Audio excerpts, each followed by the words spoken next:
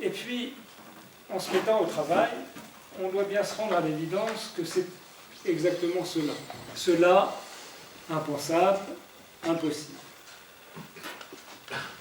Parce que, pour le dire comme Lacan du réel, on s'y cogne.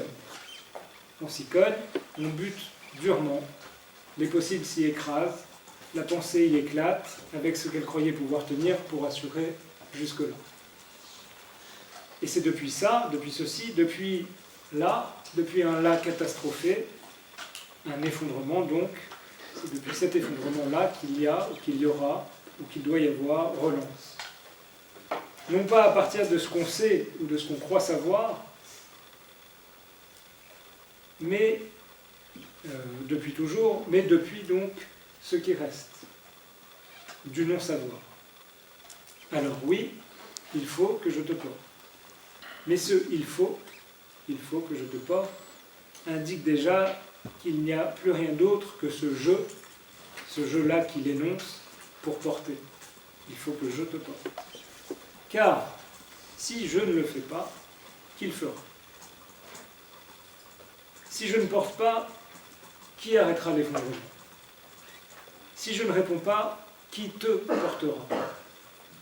Ce sont des questions abyssales, qui sont des questions de responsabilité, de l'éthique au politique. Réponse, ce jeu qui reste. Et il faudra donc s'interroger sur ce jeu qui reste.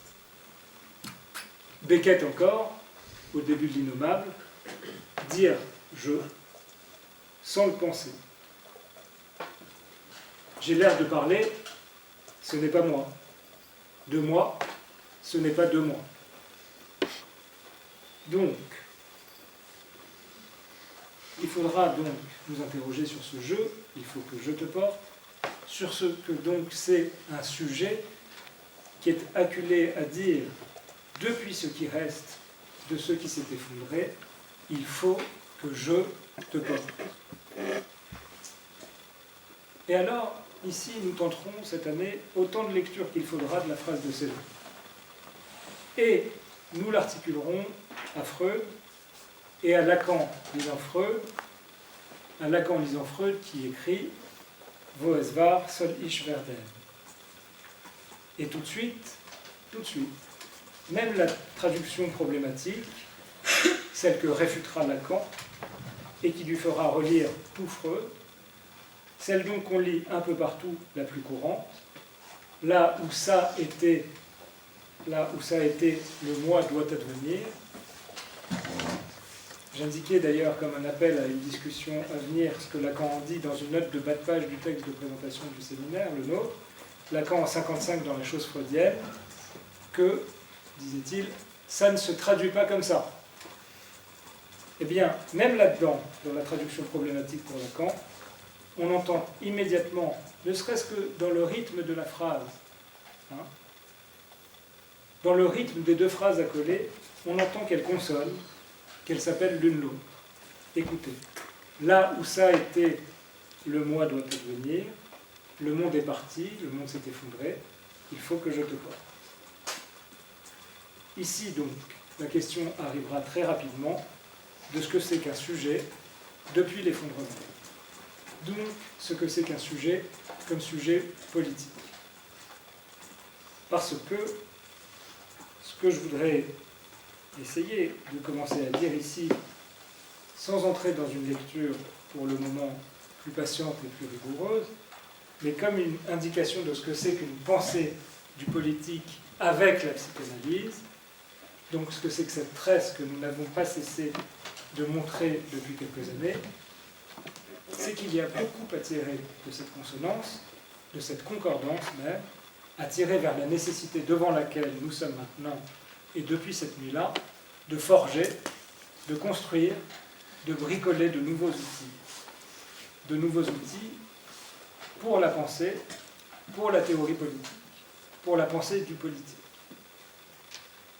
Et ça, c'est un effet de l'impensable, évidemment. Et vous comprenez sans doute alors pourquoi j'insiste et pourquoi je considère que l'impensable est un réveil puissant de la pensée et qu'il est ce qui ne la laisse jamais au repos. Penser ici, tel que je l'emploie, s'accompagne de paroles, de langage, de récits, de construction et d'écriture. Ce que donc j'essaie d'indiquer, c'est ceci, que là où ça a été, le monde s'est effondré. Depuis le moi, alors je préfère dire le je doit advenir, et advenir comment? Précisément en ce qu'il faut que je te porte. Te porter sera surgissement du je dans et par ce porter même. Il y a là toute la portée politique que je voulais vous faire entendre. Et donc, c'est une lecture politique, en ce sens qu'elle ouvre la voie de ce que ne peut plus ne pas être le politique, une question, des questions de survie, pour commencer, des questions de survie depuis l'effondrement. Aussi, il faut que je te porte, et le passage couvre le politique, prenant la mesure de l'effondrement, et conduit par là même à la question troublante de savoir comment rendre le monde habitable. Encore, malgré tout, habitable, monde malgré tout. Alors bien sûr, l'effondrement du monde, ce sont les attentats. Je l'ai déjà dit plusieurs fois. Mais que sont ce qu'on appelle les attentats?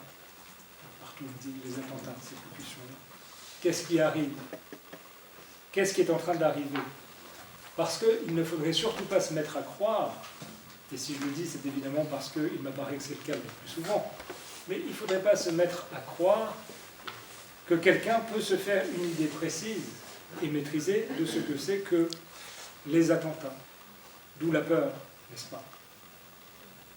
Il serait en effet curieux de savoir ce que sont les attentats, quel est leur fonctionnement, comment ils arrivent, pourquoi ils arrivent, et quand ils arrivent, bref, de savoir les calculer, de pouvoir les prévoir, et partant d'avoir la capacité de les prévenir, etc., et en même temps d'en avoir peur. C'est sur ce ressort très précis qu'agissent les destructeurs du politique.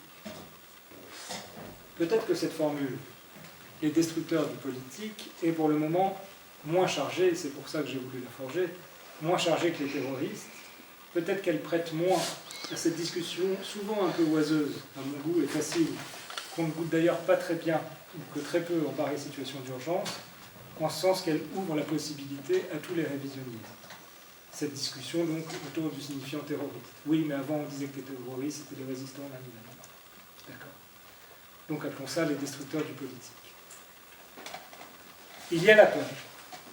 Il y a la peur, et donc il faut aussi penser depuis et à partir de cette peur. De la peur, donc, en politique. Tout le monde aura compris, tout le monde s'est fait cette réflexion, que les mêmes peurs qu'on a vu surgir étaient absolument conjuratoires. Donc, cela peut paraître étonnant, mais je me demande, est-ce que la peur, en politique, n'est pas déjà le refus de la terreur?